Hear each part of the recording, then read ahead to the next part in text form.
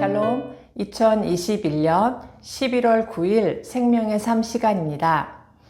오늘도 하나님의 말씀을 듣고자 이 자리에 나오신 모든 성도님들을 주님의 이름으로 축복합니다. 제가 기도함으로 시작하겠습니다. 사랑이 많으신 아버지 하나님, 오늘 이 자리를 저희들에게 허락하신 주님의 그 은혜에 감사합니다.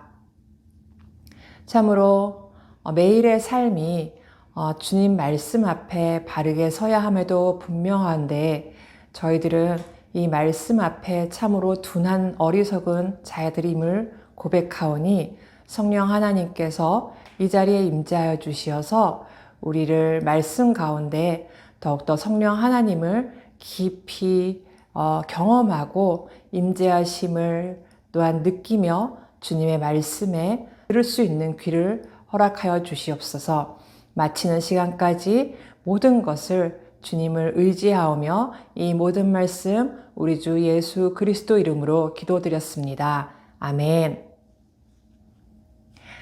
네, 오늘 살펴볼 말씀은 욥기 21장 1절에서 16절 말씀인데요. 오늘 말씀을 먼저 요약해 드리겠습니다. 욥은 악인이 장수하며 세력이 강한 이유는 무엇이냐고 묻습니다. 어떤 악인의 후손은 굳건하고 집안도 평안하며 가축도 날로 늘어납니다. 그들은 수월에 내려갈지라도 전능자를 아는 것도 주님의 도리를 아는 것도 원하지 않는다고 합니다. 욥은 이런 악인의 계획이 자신과는 멀다고 말합니다. 이 본문 말씀을 함께 읽어보겠습니다. 본문 말씀은 21장 1절에서 16절 말씀입니다. 욥이 대답하여 이르되 너희는 내 말을 자세히 들으라. 이것이 너희의 위로가 될 것이니라. 나를 용납하여 말하게 하라. 내가 말한 후에 너희가 조롱할지니라. 나의 원망이 사람을 향하여 하는 것이냐? 내 마음이 어찌 조급하지 아니하겠느냐? 너희가 나를 보면 놀라리라. 손으로 입을 가리리라. 내가 기억하기만 하여도 불안하고 두려움이 내 몸을 잡는구나. 어찌하여 악인이 생존하고 장수하며 세력이 강하냐? 그들의 후손이 앞에서 그들과 함께 굳게 서고 자손이 그들의 목전에서 그러하구나. 그들의 집이 평안하여 두려움이 없고 하나님의 매가 그들 위에 임하지 아니하며 그들의 숫소는 새끼를 베고 그들의 암소는 낙태하는 일이 없이 새끼를 낳는구나. 그들은 아이들을 양떼같이 내보내고 그들의 자녀들은 춤추는구나. 그들은 소고와 수금으로 노래하고 피리 불어 즐기며 그들의 날을 행복하게 지내다가 잠깐 사이에 스올에 내려가느니라. 그러할지라도 그들은 하나님께 말하기를 우리를 떠나소서. 우리가 주의 도리 알기를 바라지 아니하나이다. 전능자가 누구이기에 우리가 섬기며 우리가 그에게 기도한들 무슨 소용이 있으랴 하는구나. 그러나 그들의 행복이 그들의 손안에 있지 아니하니 악인의 계획은 나에게서 멀구나. 아멘. 전에 말씀드렸듯이 42장으로 된 욥기는 대부분 대화들로 이루어져 있다고 말씀드렸죠. 그 대화들이 책의 핵심을 이루고 있다고 하였습니다. 그리고 대화들 중에서 4장부터 27장까지는 세 친구와 욥 사이에 세 번의 대화 난타전으로, 즉 세 번의 논쟁으로 이루어져 있습니다.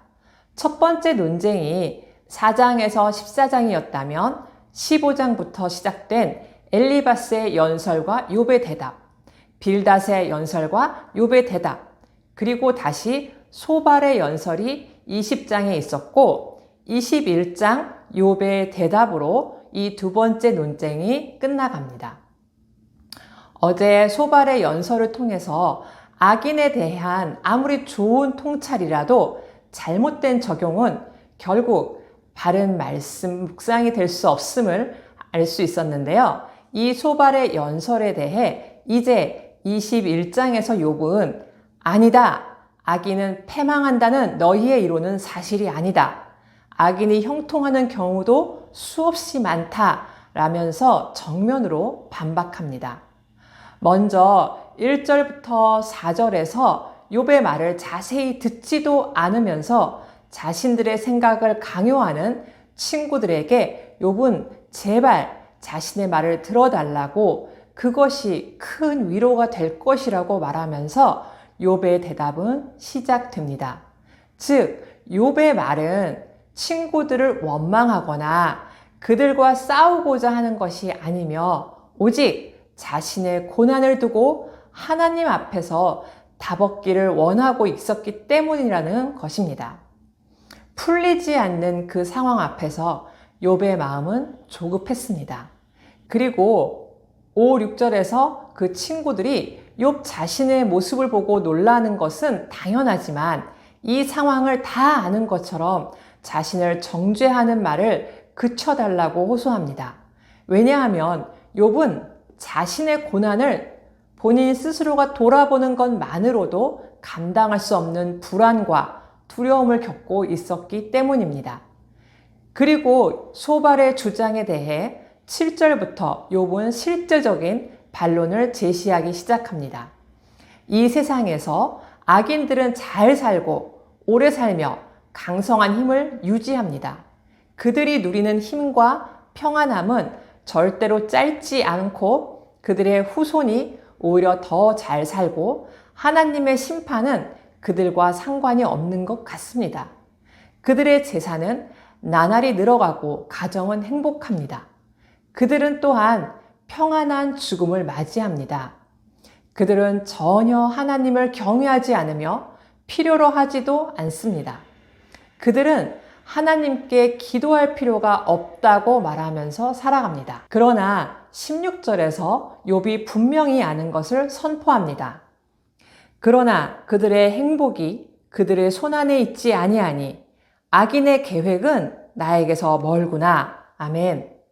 악인들의 이와 같은 삶의 행복이 그들의 힘으로 얻은 것이 아니라고 분명하게 말하면서 욥은 그 악인들과는 분명히 다름을 선포하고 있습니다. 즉, 욥은 악인이 부와 형통함을 누리는 것은 사실이지만 그 형통함을 부러워하지도 그러한 삶에 동조할 마음도 없다고 고백하는 것입니다. 욥은 삶의 목표가 악인들과 다르다고 확신했지만 다만 지금의 고난 앞에서 하나님을 향해 불평을 쏟게 되었던 것이죠. 그렇지만 이 세상에 우리를 위해 오신 예수님은 모든 고통과 억울함 가운데 잠잠히 그 십자가의 길을 걸어가셨습니다. 그것은 바로 이런 아무도 이해하지 못하는 우리의 고통을 들으시고 우리 모든 죄를 감당하시기 위해서였습니다. 그렇기 때문에 그 예수님 앞에서 우리의 마음을 털어놓을 수 있는 우리는 참으로 복된 하나님의 백성입니다. 힘들고 어려울 때 그 예수 그리스도 앞에 나아가시길 바랍니다. 또 악인의 형통함을 부러워하기보다 십자가의 길을 걸어가신 그 그리스도의 고난에 참여하는 것을 즐거워함으로 주님 앞에 참 기쁨이 되는 우리 성도님들 되시길 주님의 이름으로 소망합니다. 오늘 악인이 형통함을 누린다는 욥의 실질적인 반론을 들었습니다. 적용 질문 중에 그렇다면 현재 결과로 사람을 평가하는 것은 어떤 위험성이 있을까요? 라는 질문을 가지고 묵상하며 삶 속에서 적용점을 찾는 개인적인 시간을 또한 가져보시길 바랍니다. 마지막으로 한 절 묵상을 읽어드리겠습니다. 하나님의 선하심은 언약 백성을 향한 구원의 은혜입니다. 욥은 악인들이 행복하게 살다가 평화롭게 죽는 것에 대해 하나님께 항의합니다. 행복, 히브리어로 토브인데요. 이 행복은 본래 선한 것을 의미합니다. 하나님이 악인에게도 선한 것을 주신 까닭에 욥은 화가 났습니다. 하지만 악인에게 베푸시는 하나님의 선하심을 분하게 여길 필요는 없습니다. 왜냐하면 하나님은 가장 좋은 것, 즉 구원을 그분이 택하신 백성에게만 주시기 때문입니다. 기도하겠습니다. 거룩하신 아버지 하나님, 참으로 우리가 힘들고 어떠한 막막한 상황을 보고 끝없는 고통을 볼 때 어느 순간 내심 하나님을 부인하면서도 잘 살고 있는 그 악인들의 형통함을 보고 부러워하고 순간 하나님을 원망하였던 저희들의 마음을 용서하여 주시옵소서. 참으로 악인의 형통함은 무서운 형벌임을 저희들이 기억하게 하여 주시고 이 땅에서의 그 잠깐의 풍성함을 바라보기보다는 영원한 하나님 나라의 그 크신 풍성한 은혜를 저희들이 늘 바라보며 주님과 동행하는 그러한 하루의 삶이 되게 하여 주시옵소서. 이 모든 것을 우리 주 예수 그리스도 이름으로 기도드렸습니다. 아멘.